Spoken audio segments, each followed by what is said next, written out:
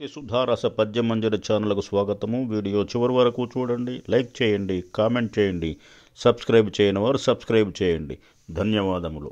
శంకర భగవాన్ సంస్తుతి మత్త కోకిల వృత్తపద్యంలో స్వీయ రచన పఠనము.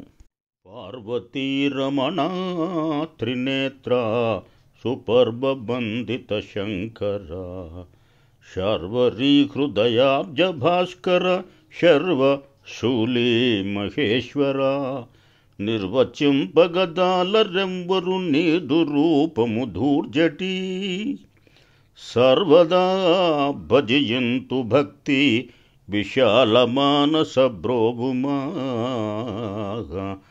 పార్వతీ రమణ త్రినేత్ర సుపర్వ బంధిత శంకర సర్వదా భజయంతు భక్తి విశాల మానస బ్రోభుమా.